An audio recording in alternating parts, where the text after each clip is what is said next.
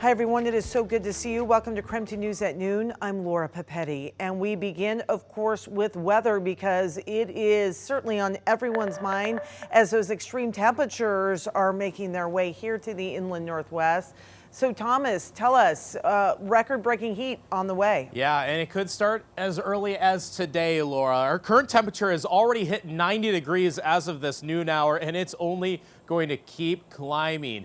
Excessive heat warnings have kicked in as of 11 o'clock this morning. They stay in effect until 11 p.m. Thursday. It's the duration of this heat wave that is going to take a toll on us physically, on our bodies. It just gets a little bit more exhausting day after day. All of central and eastern Washington in those magenta shaded areas, those are the warnings. We fill it in with the heat advisories for some areas in North Idaho, but Coeur d'Alene is also under the excessive heat warning.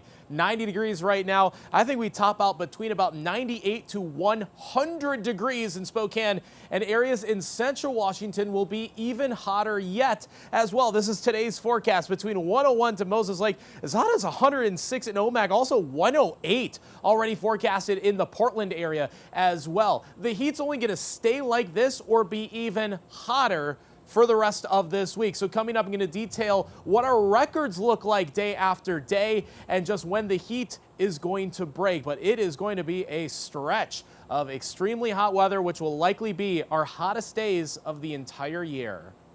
Thank you, Thomas. Coming in new at noon, the city of Spokane announcing cooling spaces available for anyone who needs them during this heat wave. So locations do include the 6 public library branches. They are the Central Library, Shadle Park, Liberty Park, Hilliard, South Hill Library, and Indian Trail.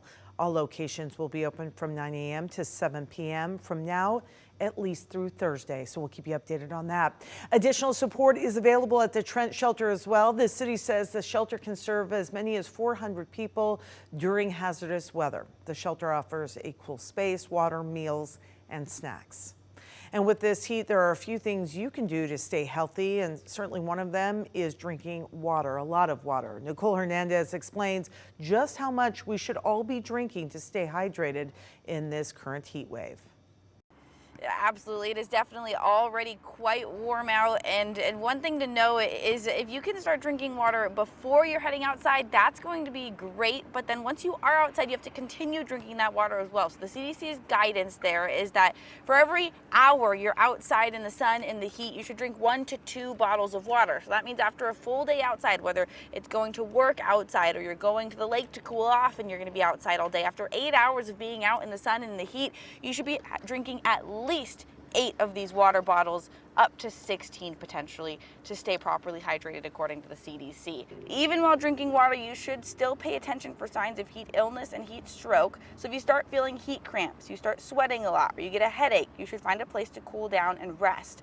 But if you stop sweating, you get dizzy, or you even lose consciousness, that means you could have heat stroke. And if you start feeling those things, you should call 911 right away. The heat, of course, can affect our pets also. Make sure you're paying attention for signs of them being uncomfortable in the heat. Never leave them alone in your car.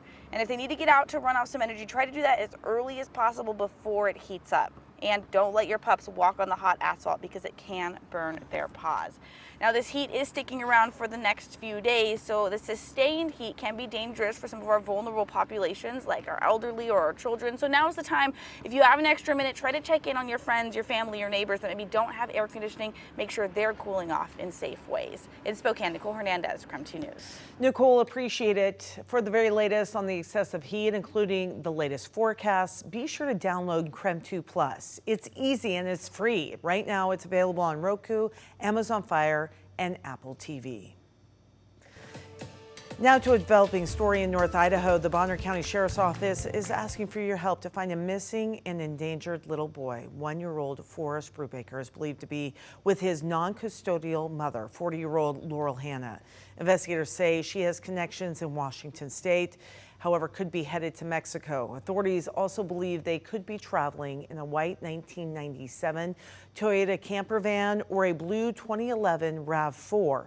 If you have any information, you are asked to call 911. And in Kootenai County, 2 more members of the white nationalist group Patriot Front have now pled guilty of conspiracy to riot. A 6-person jury delivered the verdict on Friday after about 3 hours of deliberation. According to our news partners at the Coeur d'Alene Press, Wesley Van Horn and Kieran Morris were sentenced to 2 days in jail for their role in planning to violently disrupt a pride event in Coeur d'Alene last year. However, their judgment will be withheld, and what that means is the conviction won't appear on any court records after their probation is done. The men must pay a $1,000 fine and will serve 1 year of unsupervised probation. The group's founder is expected in court next month. Trials against other Patriot Front members, those will be continuing into October.